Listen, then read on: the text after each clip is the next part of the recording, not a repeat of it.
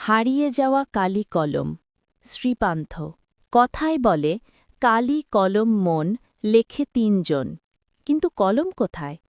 আমি যেখানে কাজ করি সেটা লেখালেখির আপিস। সবাই এখানে লেখক, কিন্তু আমি ছাড়া কারো হাতে কলম নেই। সকলের সামনেই চৌকো আয়নার মতো একটা কাঁচের স্ক্রিন বা পর্দা, আর তার নিচে টাইপরাইটারদের মতো একটা কিবোর্ড।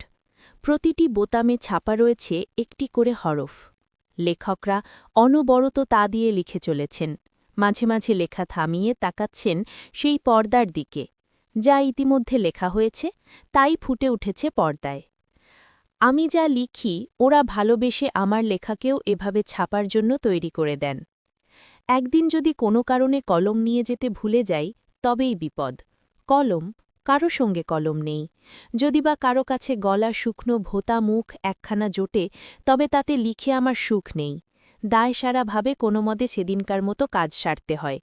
অথচ আমাদের আপিস, সবাই বলেন লেখালেখির অফিস, লেখকের কারখানা। বাংলায় একটা কথা চালু ছিল, কালি নেই কলম নেই বলে আমি মুন্সি। কাল গুণে বুঝিবা আজ আমরাও তাই। আমি গ্রামের ছেলে।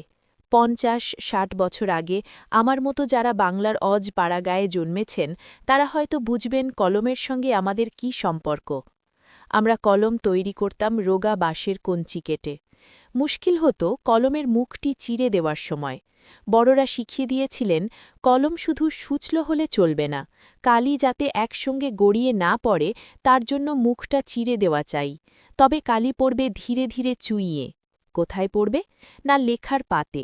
লেখার পাত বলতে শৈশবে আমাদের ছিল কলা পাতা, তাই কেটে কাগজের মতো সাইজ করে নিয়ে আমরা তাতে হোম টাস্ক করতাম। আর সেগুলি বান্ডিল করে নিয়ে যেতাম স্কুলে। মাস্টারমশাই দেখে বুঝে আড়াআড়িভাবে একটা টানে তা ছিঁড়ে ফেরত দিতেন পড়ুয়াদের।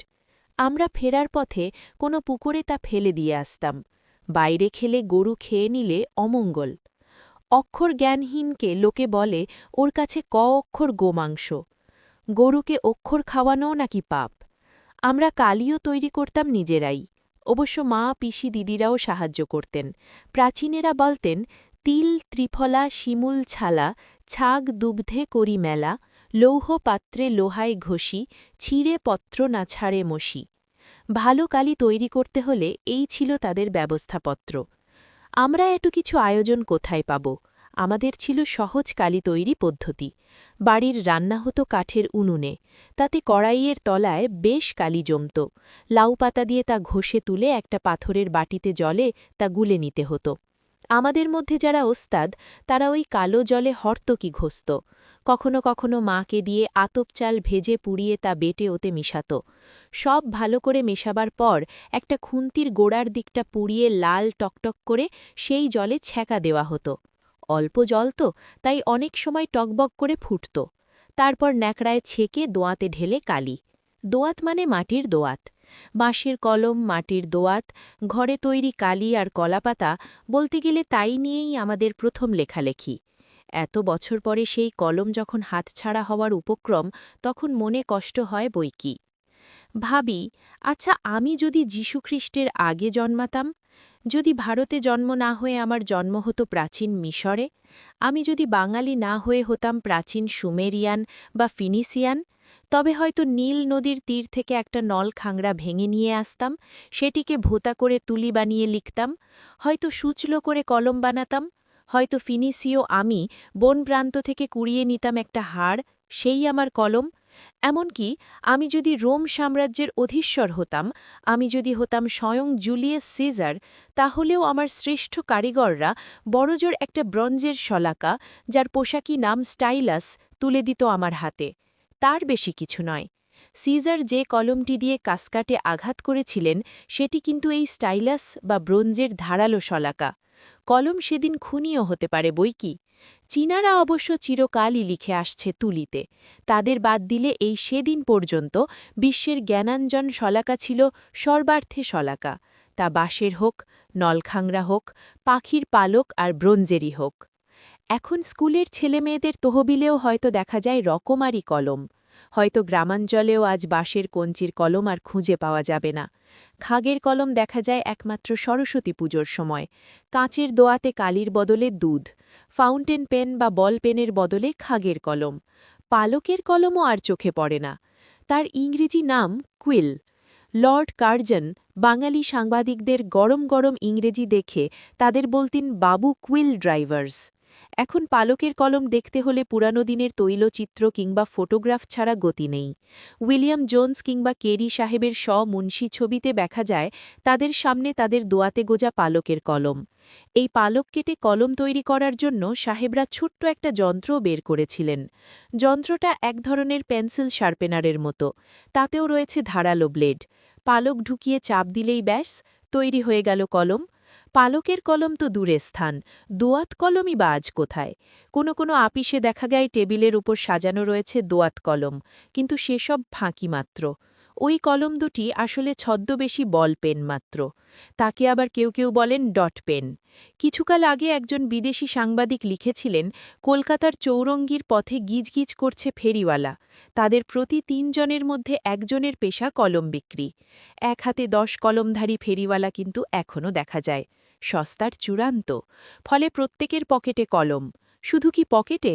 পণ্ডিতমশাইয়ের কলম খ্যাত ছিল কানে গুজে রাখার জন্য। দার্শনিক তাকেই বলি, যিনি কানে কলম গুজে দুনিয়া খোঁজেন। ছেলেবেলায় একজন দারোগাবাবুকে দেখেছিলাম যার কলম ছিল পায়ের মোজায় গোজা। এখনকার কোনো অতি আধুনিক ছেলেকে দেখি যাদের কলম বুক পকেটে নয়, কাঁধের ছোট্ট পকেটে সাজানো।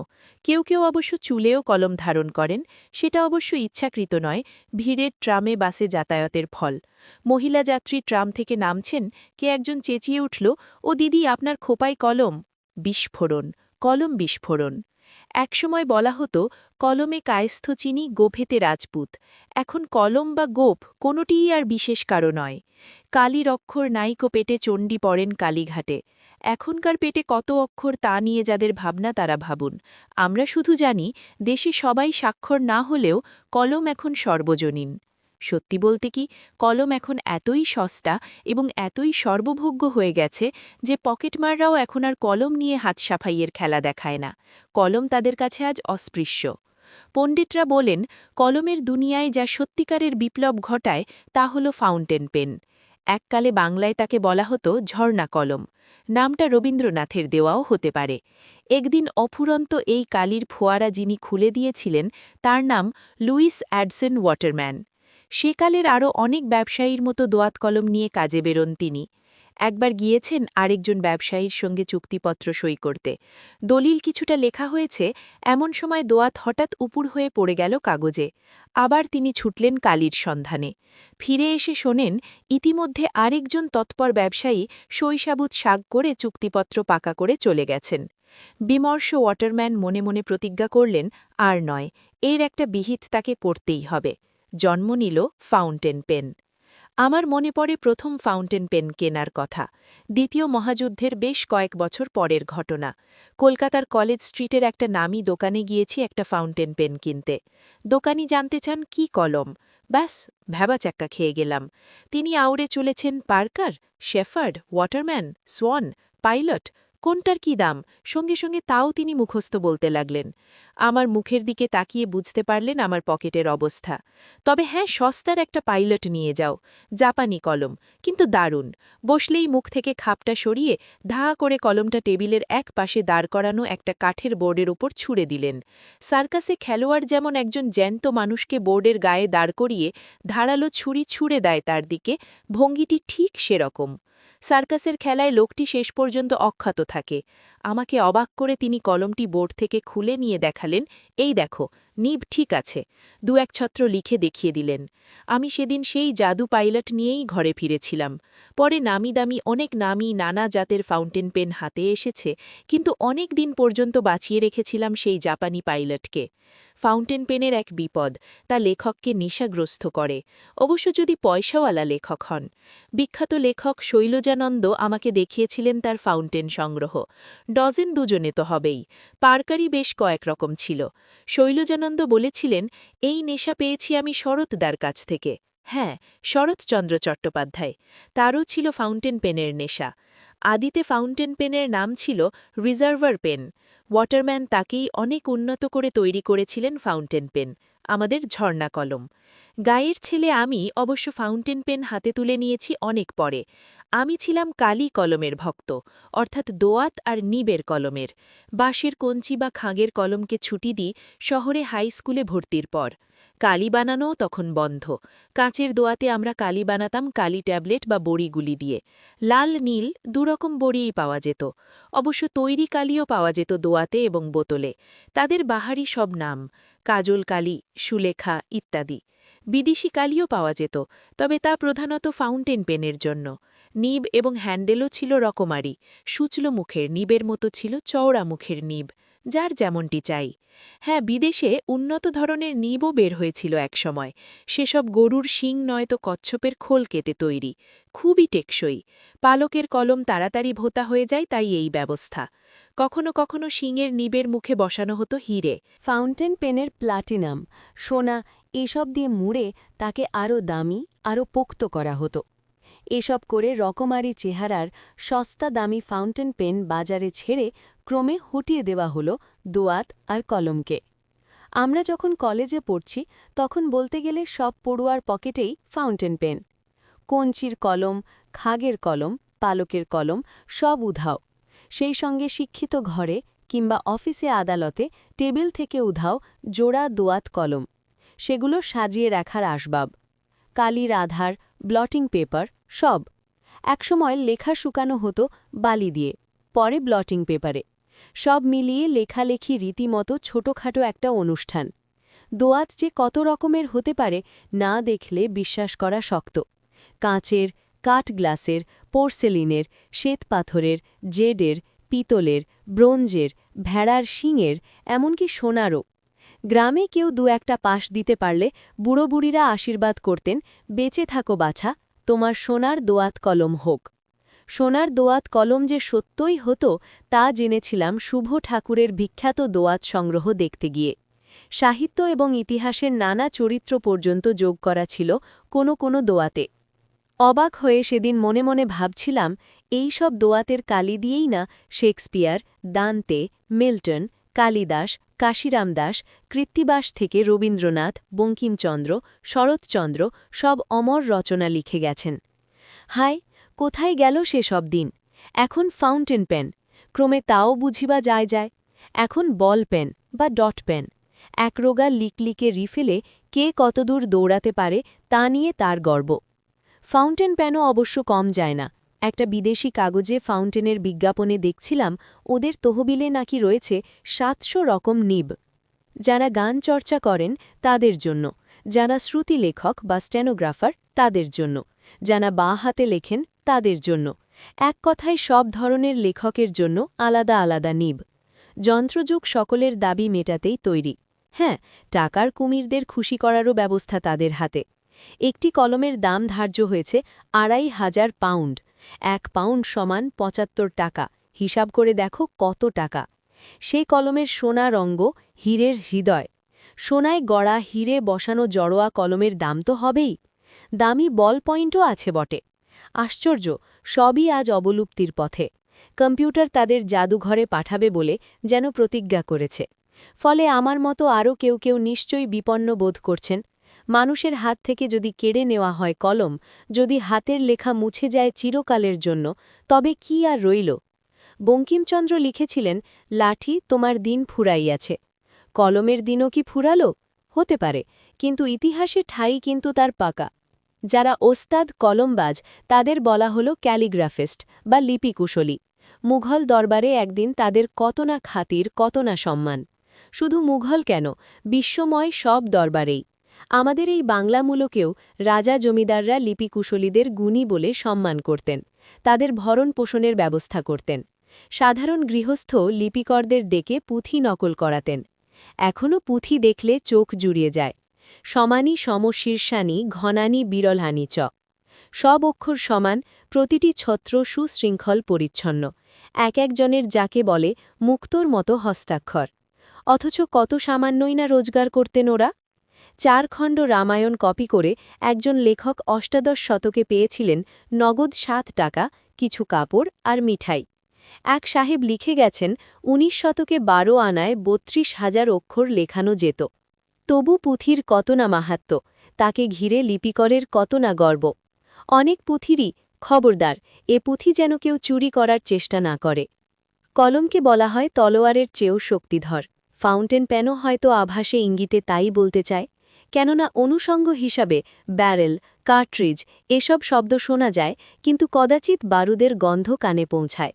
অন্যদিকে ইতিহাসে কিন্তু অনেক পালকের কলমধারীকে সত্যিই কখনো কখনো তলোয়ার হাতে লড়াই করতে হয়েছে ক্রূর কিংবা মিথ্যাচারী প্রতিপক্ষের সঙ্গে। কলকাতার ইতিহাসেও এ ধরনের ডুয়েল বা দ্বৈরথের কাহিনী রয়েছে। সুতরাং যখন দেখি এত পরিবর্তনের মধ্যেও কেউ কলম আঁকড়ে পড়ে আছেন, তখন বেশ ভালো লাগে। ভাবতে ভালো লাগে আমাদের কালের অধিকাংশ লেখকই এখনও কলমে লেখেন। অনেক ধরে ধরে টাইপরাইটারে লিখে গেছেন মাত্র একজন, তিনি অন্নদাশঙ্কর রায়।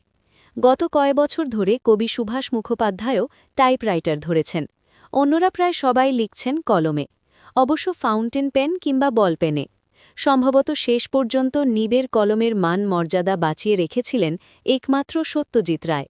তার অনেক সুস্থ সুন্দর নেশার একটি ছিল লিপিশিল্প। তার হাতের লেখার কুশলতার সঙ্গে অন্যান্য শিল্পকর্মের সম্পর্ক থাকা খুবই সম্ভব।